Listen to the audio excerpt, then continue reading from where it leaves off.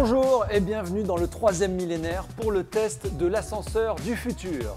Comme moi, vous avez déjà rêvé d'avoir un ascenseur à la maison pour ne plus avoir à monter les escaliers.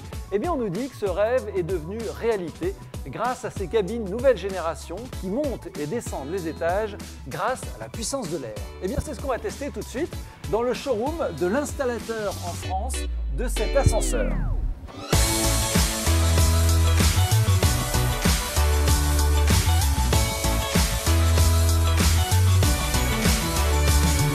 Pour commencer le test, tout d'abord le look, et c'est vrai que c'est important.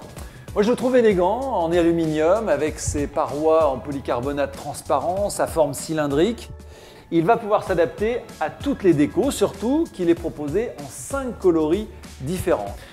Il va desservir de 2 à 5 niveaux. Alors côté taille, il y a le single pour une personne, le trio pour 3 personnes ou un fauteuil roulant et son accompagnant, ou ce modèle, le twin pour 2 personnes. Là ici, donc un twin qui va aller du rez-de-chaussée au premier étage.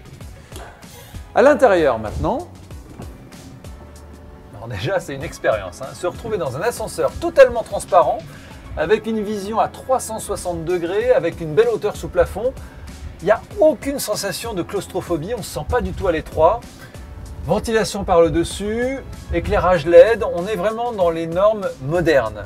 Au niveau du tableau de commande, c'est assez classique. Un bouton pour monter, pour descendre. J'appuie. C'est parti. Pas d'à-coups au décollage.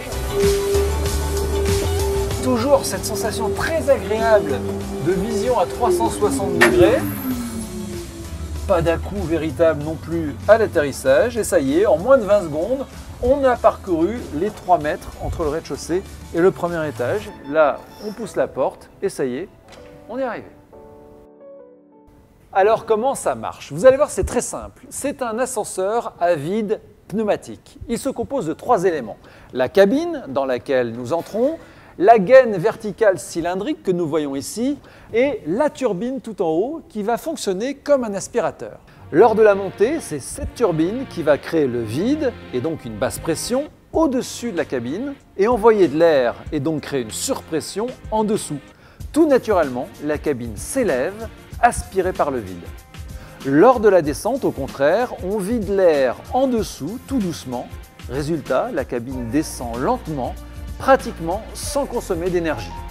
On va donc faire des économies avec une consommation réduite en montée et quasiment nulle en descente. Économie également sur la maintenance, quasiment aucun entretien puisqu'il n'y a aucun composant susceptible d'être remplacé pour cause d'usure, contrairement aux ascenseurs traditionnels. Côté installation, là aussi, contrairement aux ascenseurs traditionnels, pas de salle de machine, vous le voyez, et pas besoin de fosse non plus puisqu'il va se poser sur le sol existant.